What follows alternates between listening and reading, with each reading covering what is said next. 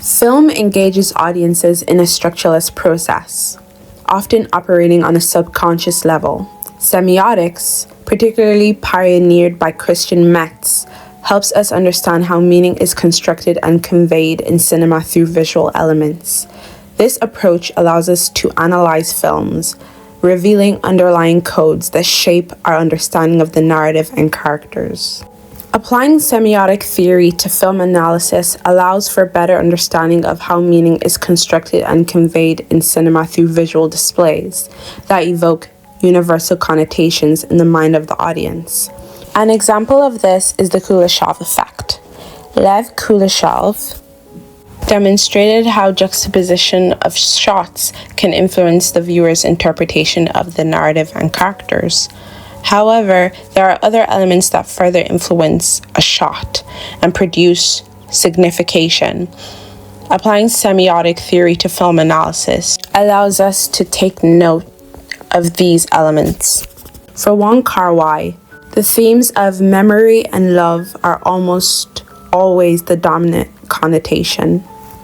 These themes are depicted through the camera positioning, movement, distortion through filters and lenses, manipulation of shutter speed, this is step printing and slow motion, missing mime, subjective camera shots, elliptical editing, fragmentation, duplication, and most importantly for Wong Kar Wai, color. In addition to the visual style of the films, Wong's films are also noted for their disjunctive or obscure storylines, fragmented spatial and temporal dimensions in narratives, interesting use of music, extensive use of voiceover narration, characters who are unable to love and trapped in volatile relationships, or memories of unrequited love. His filmmaking style is difficult to replicate.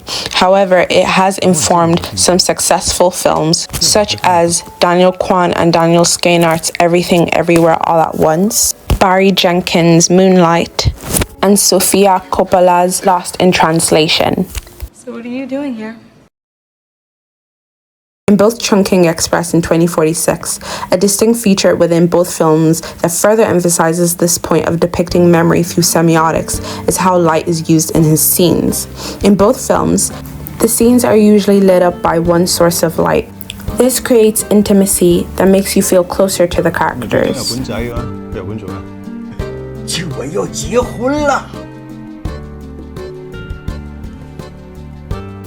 This intimacy, along with mise-en-scene within the composition of scenes, usually composed of 1/3 wall, 1/3 obstructive items like tables or lamps, and 1/3 the character, close-ups, and tight shots, create scenes that look like memories, fragmented and obstructed by time.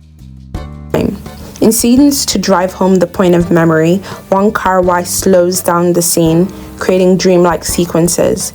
Over this is superimposed the connotative relationship of memory and attachment. The most obvious sign of the theme of memory within Wong Kar Wai's films is the focus on time within them. This focus on time even presents itself within his film titles. The title 2046 is used within the context of the film and as the title of the film to represent the future or a time that hasn't happened.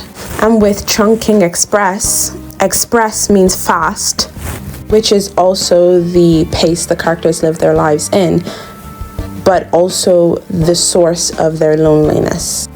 Iwa Majewska and Laura Rascaroli succinctly express that Wong Kar Wai's films also feature an abundance of watches, clocks, and calendars, not only as a part of the design, but also as important elements of the narrative and symbolism of his films.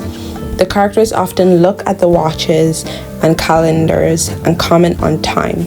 This focus on time indicates a connection the characters have with time, either to freeze it or to speed it up to move on.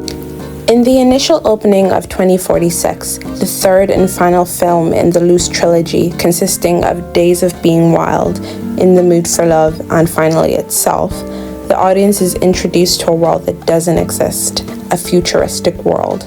However, to depict this, Wong Kar Wai only shows us a futuristic metropolis with fast trains.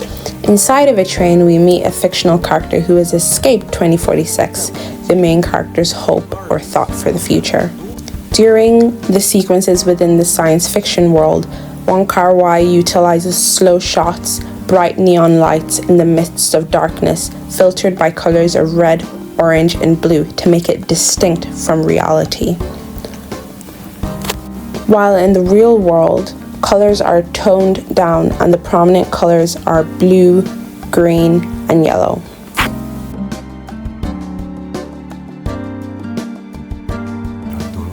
It is important to note that saturation of color within these science fiction sequences are unnatural and bold because, according to cognitive psychology, colors are remembered much more saturated in our minds than in reality. Thus, the use of these strong colors indicate that these moments are happening in Chow Mo-wan's mind. The real world is in green, blue, and yellow because green is associated with instability, yellow with anxiety, and blue with nostalgia within cinema language. During the beginning sequence of the film, we meet Tak, the main character's alter ego. He looks disheveled, with ruffled hair and ripped clothes, and is initially introduced counting the minutes away. This film, unlike the previous films in the trilogy, takes on a faster structure, intercut by a futuristic theme, but ironically repeats multiple shots to communicate the main character's paralysis in the past and longing for something he no longer has. The film's narrative is derived from Chow Mo-wan's inability to move on from his previous love, or, as Victoria Protsenko outlines it, romanticized version of her. This becomes the main fetish of 2046. In order to satiate his desire to be with Su Lit-sen, Chow Mo-wan uses other women as substitutes for the lost love object, and repeats moments he remembers with Su Lit-sen with these women, as well as writes about the fictional world of 2046. Kar Wai brings across the theme of memory or Chow Mo-wan's inability to move on with Chow Mo-wan's relationship with Bai Ling, his significant love interest in the film. Bai Ling is initially introduced as disinterested or unattainable, and Chow Mo-wan seemingly slots her into the role of Su Lit-sen figuratively when she literally moves into the room 2046, the hotel room number him and Su Lit-sen would meet in when they were together. Chow Mo-wan convinces Bai Ling to go out, and on the way back home, he reenacts moments from In the Mood for Love between himself and Su Lit-sen when they initially fell in love. Bai Ling does not know that this is happening, but as a viewer who's familiar with the previous films in the trilogy, these moments bring you into the mind of Chow Mo-wan. The shots are from similar angles when they go to the restaurant, and similar colors are used for moments Chow is trying to reenact. Bai Ling even coincident similar hairstyle as Su Lit-sen, and repeatedly wears cheongsam or kipao, traditional attire for Chinese women that Su Lit-sen notably wears in The Mood for Love.